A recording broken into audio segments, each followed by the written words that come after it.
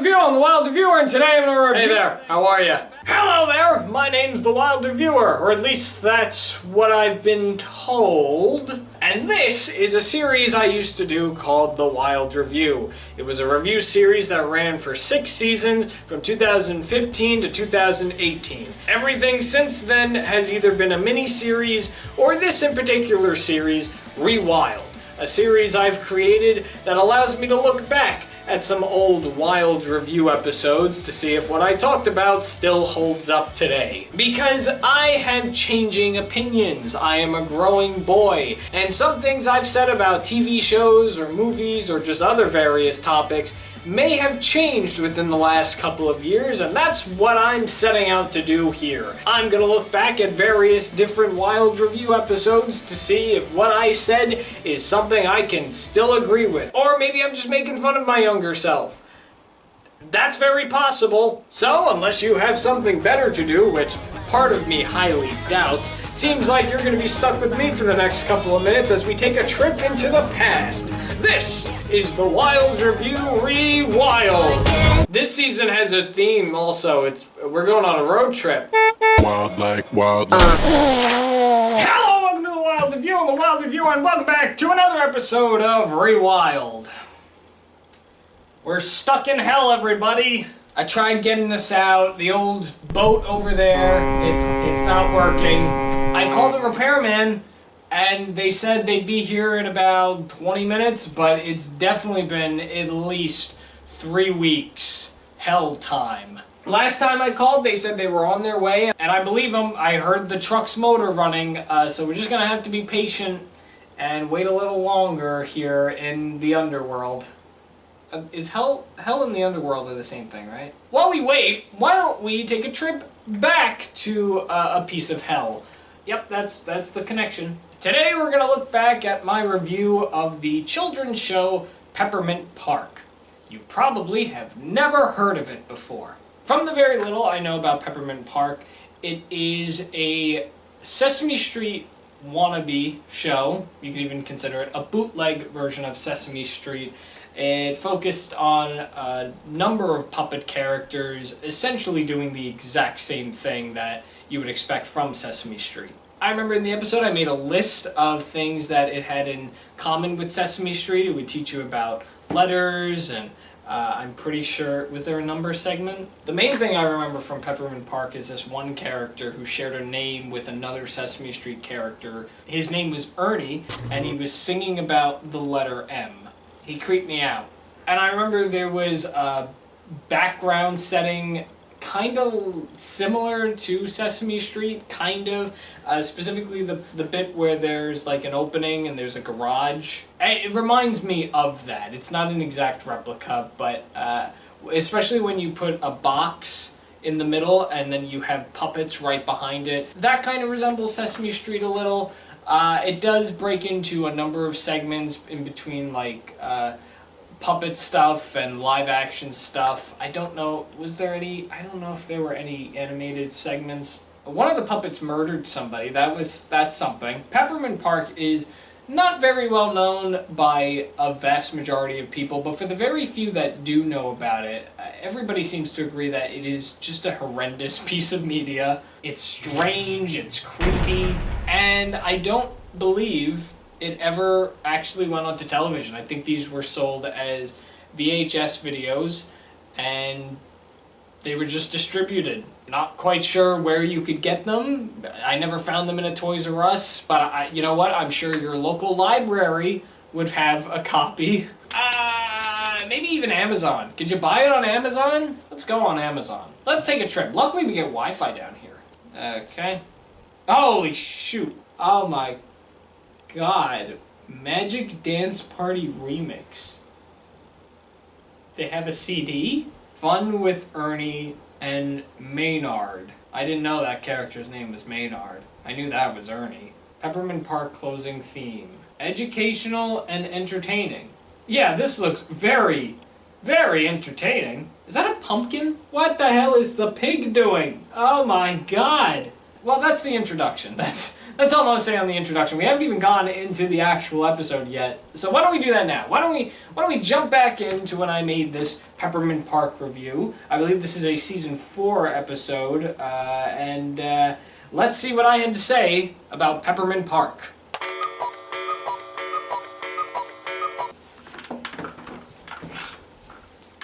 It's hard to get comfortable in hell. We all grew up with Sesame Street, right? I mean, I would imagine we all would. The show's been running since 1969 and is known to be one of the longest running children's shows to this day.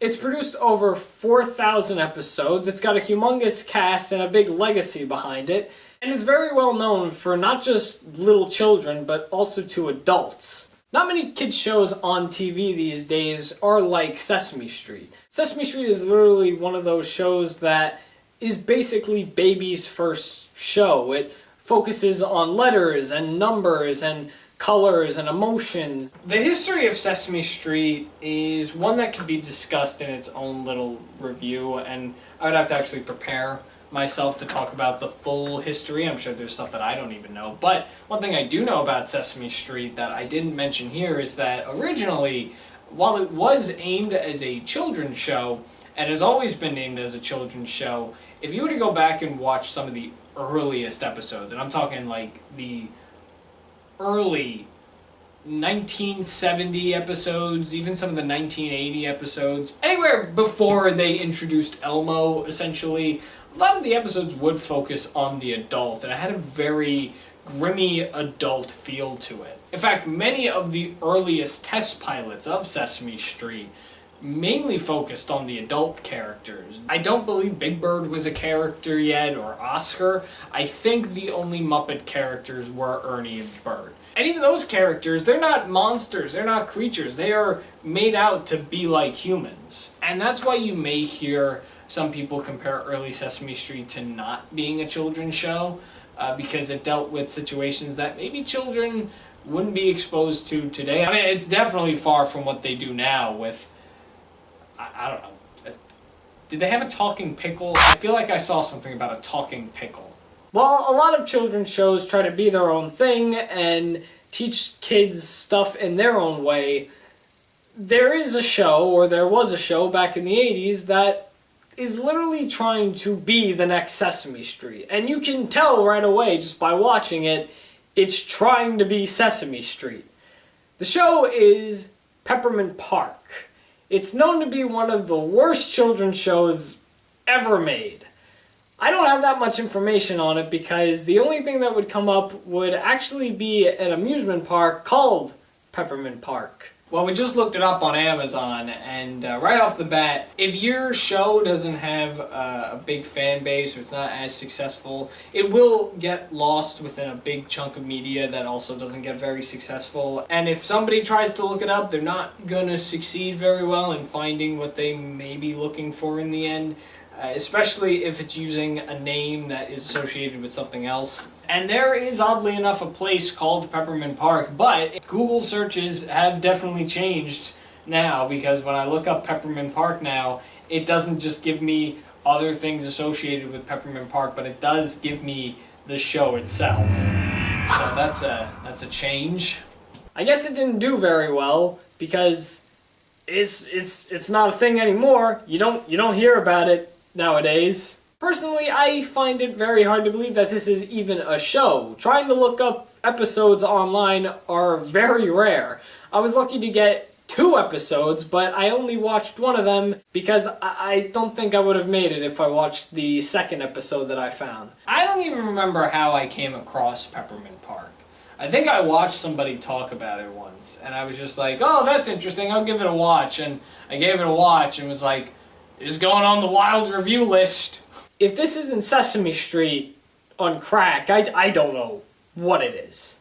I've made a little list right behind the notes I have that I took after watching the episode, and I listed all the similarities that it has to Sesame Street, or at least things that this show would have if it was trying to copy Sesame Street. Okay, here we go. This is the list that I have made. Let's see what it says. So it's intro with footage of kids playing, weird puppets, letter segment, Oh, there is a number segment, okay. What did that say? Cheeky... No. Cheesy song? I can't read it. God forbid I would go over at the very beginning what's on the list. I don't even know what the last two are. I hope we find out. Good friends, gonna get together with good friends. Well, we could check off intro with footage of children playing while a catchy song that's gonna probably get stuck in someone's head off the list. There we go. Yep, you're not trying to be Sesame Street at all. Well, you already got one box checked, Peppermint Park. Now let me see. If I just turn it right here. You see, if I just turn this little screw. Wait a minute, Snorky. You can't slow down time by slowing down a clock. Why does it sound like the voice of the green guy is low-pitched? These puppets are creepy. I mean, there have definitely been a number of disturbing puppets that have been shown in media, but I don't know about this.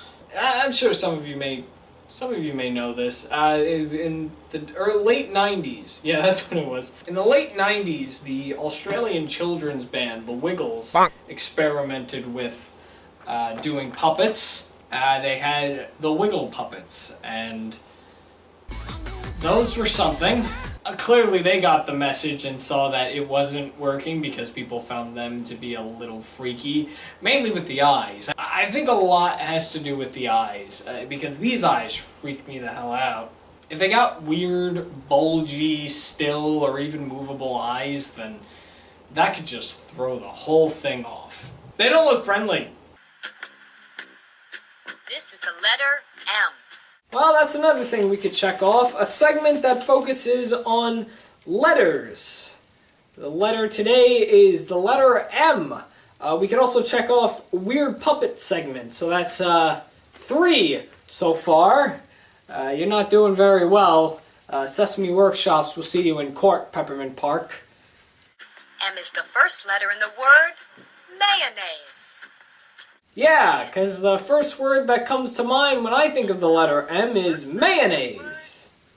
That's what every kid thinks of when the letter M pops in their head. Yeah, it's kind of weird to just throw the word mayonnaise there. Not to mention, that is a very long word. I'm assuming if you are aiming this like it's your own Sesame Street, the age demographic you're aiming to show this to, it at least has to be from birth to 3 years old, maybe even older. What kid's gonna know how to spell the word mayonnaise? You didn't even abbreviate it. Some people call it mayo. You couldn't even do that. There's so many other things that start with M that you can easily aim towards children, like mom, monster, month, man, well, meatball, there we go.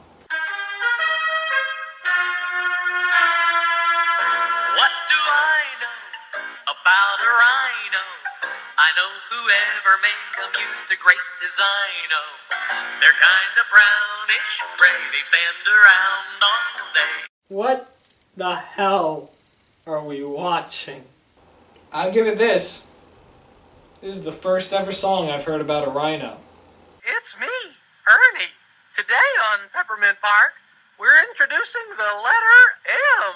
Hey, wait a minute. That's not the Ernie we know. Where's his orange skin? And his striped shirt? And his funny Oh, wait. I'm thinking about Sesame Street. I forgot we're not watching Sesame Street. We're watching Peppermint Park. Yay. I really hope the creators of Peppermint Park are happy. This is apparently, I guess, what they think children like. This is what I'm talking about, dude. Look at the eyes on these things. Why do they move around like that? It's a cool design.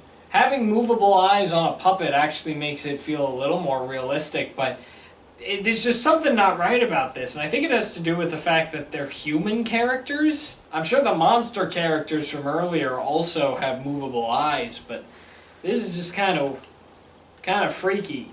Something that makes Sesame Street very likable is the Muppets on the show. Jim Henson has a very unique and friendly style to his puppetry. Many of the Muppets, not even on Sesame Street, but on other properties like Fraggle Rock or the Muppet Show, or just part of the Muppet brand itself, they don't have those movable eyes. I believe some of them blink. Do any of them blink?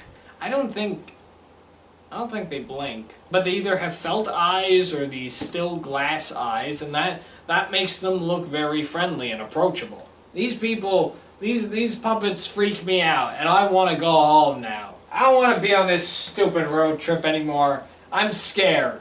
Or it can just be a sad feeling. Like Maynard. He's feeling blue. I used to be yellow. I'm surprised I didn't bring this up, but did anybody else see that? Anybody else see the guy behind the puppet? As bad as this show is, I'm not exactly sure if faulting the puppeteer, seeing him from behind the puppet, I'm not sure if that's something that we should pick on, or at least make a comment about, because that is bound to happen at times. It's not supposed to happen when you deal with puppets, but it does happen. There have been a few times in Muppet properties where you do see the heads of the puppeteers from the bottom, but I thought that was pretty interesting. I didn't even bring it up once. Also, can we take a moment here to acknowledge that there have been 5 human puppets on this show so far? There's been 5 of them. I'm even counting the singing lady that I really didn't talk about. Oh my god, what is this?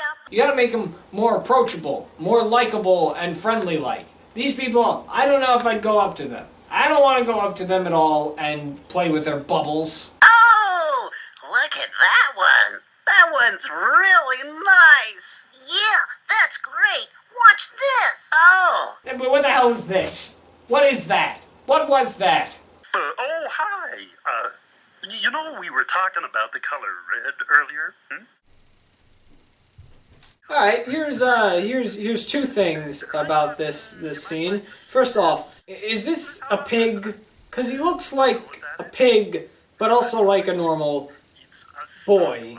Or at least what Peppermint Park considers normal. I can't really tell. It looks like that he's half pig, half human.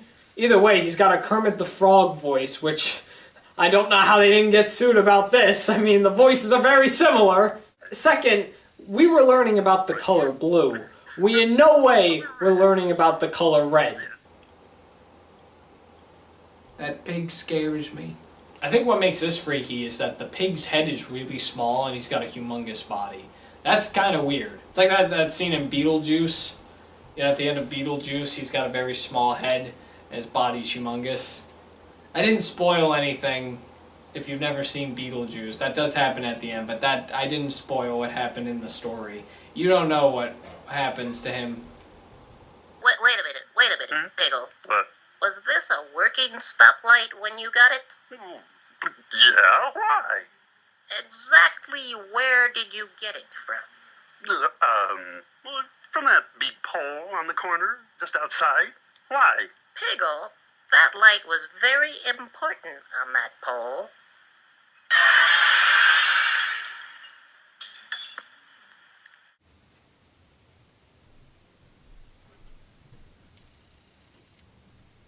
There we go. The pig murdered somebody. That's what I was talking about earlier. The pig murdered someone. Honestly, it's funny. That's screwed up, pig, but it is funny. I think people died in that scene.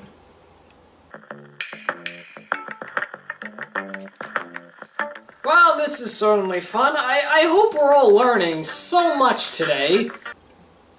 I want to bring up a question because I haven't heard anybody ask this question. I didn't even ask it. Where are we?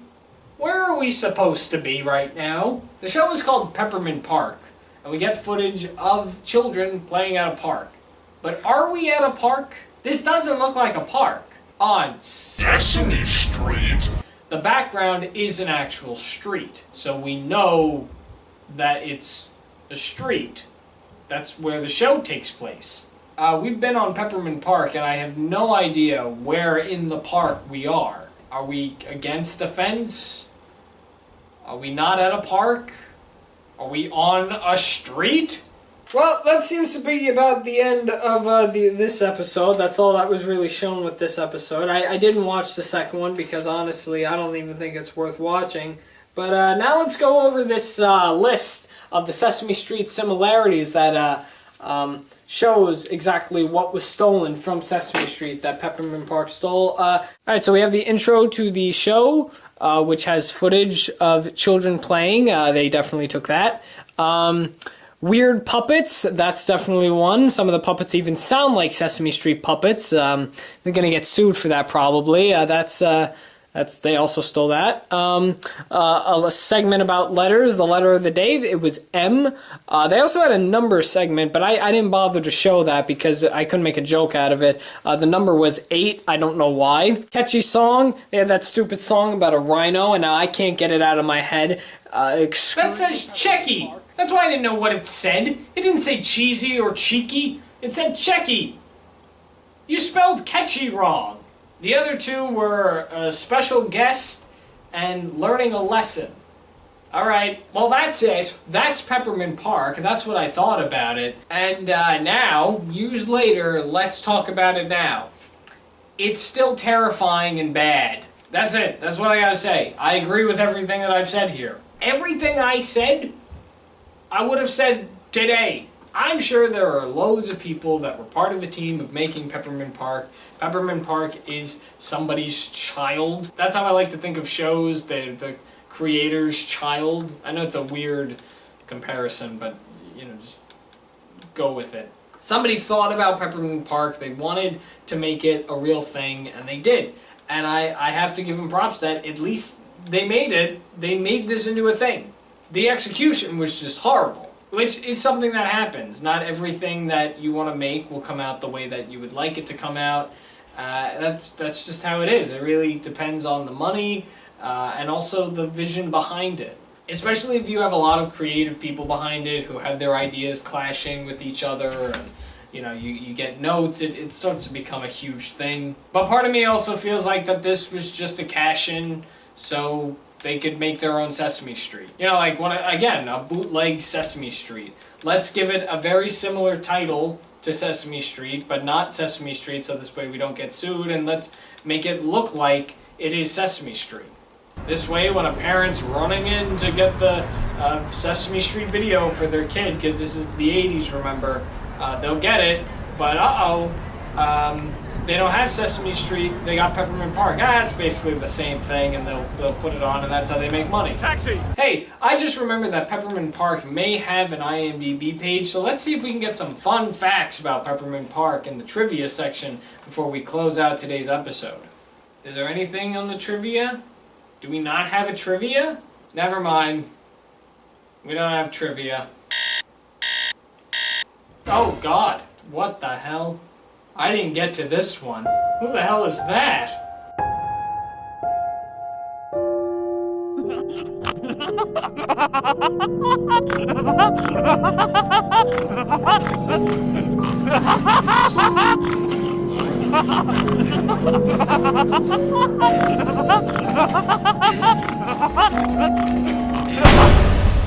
I think that's enough internet for this week.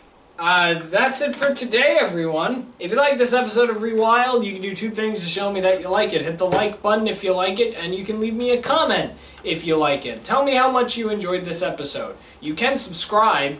I'm not going to force you to do that, though. That's all I have for today, everybody. I'm just going to chill here in hell until somebody comes to fix my boat. Oh, well, why don't you look at that? Oh, wow. Well, somebody's working on my boat. I don't think those are the people that I called, but that's definitely somebody. Well, until then, why don't you scurry on out of here while I stay here. If you want to check out the full Wild Review episode that I looked back at today, that link will be in the description below, as well as the other Wild Review episodes. They're in their own little season playlist. And with that, I will see you next week, where hopefully we are out of here, out of a hell zone, and we go somewhere else. Hopefully it's somewhere nice. Thanks for watching, and I'll see you then. Thanks for watching the Wild Review on the Wild Review, and you just saw me review a thing. Wild like.